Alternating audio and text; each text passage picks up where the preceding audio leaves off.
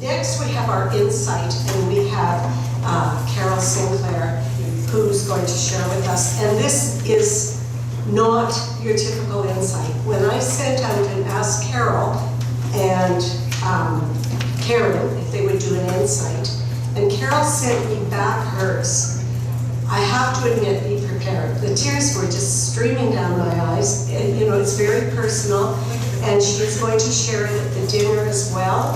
And it goes towards our whole idea of what COSA is, and that we are working with victims of crime as well as can be victims. So that's me. Carol.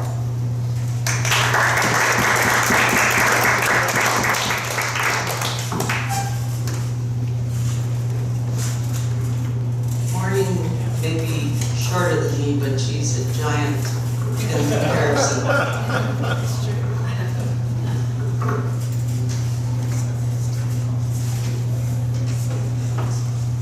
Several years ago, a friend of mine challenged me to volunteer for COSA, explaining what it was all about. And I didn't say it out loud to him, but I thought to myself, no way, why would I do that? And the reason was because when I was 15 years old, I was sexually assaulted, and because of the subsequent shame, guilt, and self-loathing, my life turned into a train wreck for many years. And I developed a sense that I was human garbage. I had a deep mistrust of men, and it affected all of my relationships, including with my husband, who was a very loving and caring man.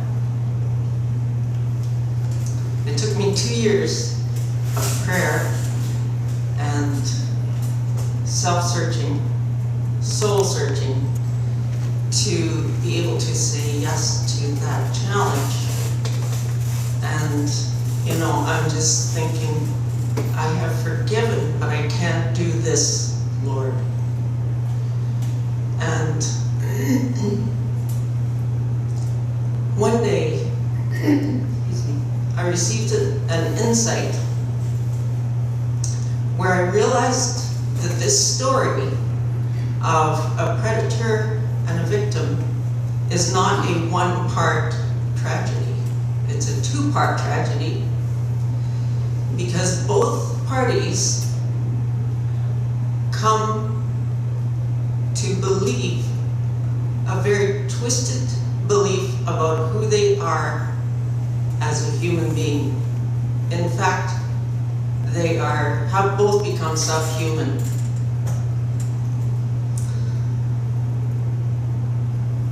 When I realized that, I thought, okay, here we have these people who are asking for help to reclaim their humanity. I can say yes to that. So my phone rang, and on the display I saw who it was, and it was going to be to arrange for my orientation to COSA. My heart started palpitating. I thought, I just have to say, no, I can't do this. And a quick, like, help, Lord, I can't do this. And it was like, you know how many verses there are that say, I will always be with you, and I will never leave you or forsake you. And if you say yes, it will be the right thing to do. So I said yes, and then I found myself walking toward the first meeting, and my knees turning to jelly, and thinking, what have I got myself into?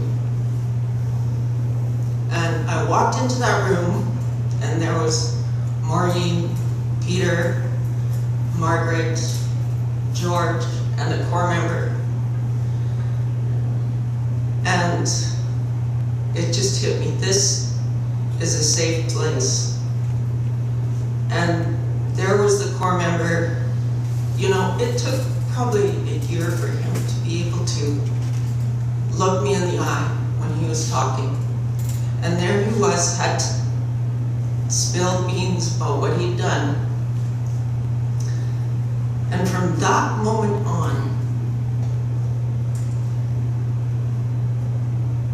I held nothing in my heart for him except for goodwill and a deep desire for him to succeed in reclaiming his humanity. It was a miracle. Like that's the only way I can explain it.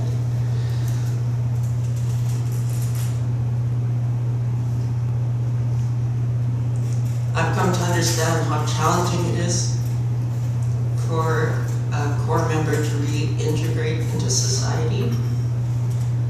I held a deep respect for our core member and his successes. I don't feel heroic. I don't feel I'm better than him. We're not friends, but he's like my brother. It's human to human. I don't feel responsible for his decisions. I know that he is the one who has to choose to stay on the right path every day.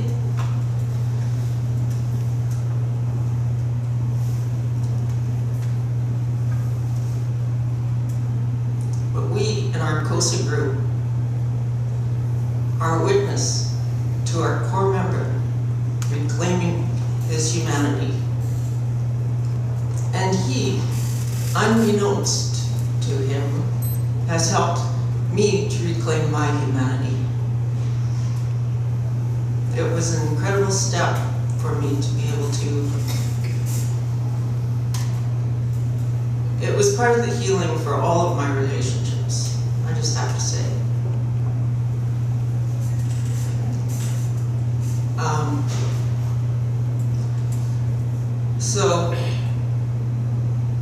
But another amazing insight that I have received from being part of COSA is all of you.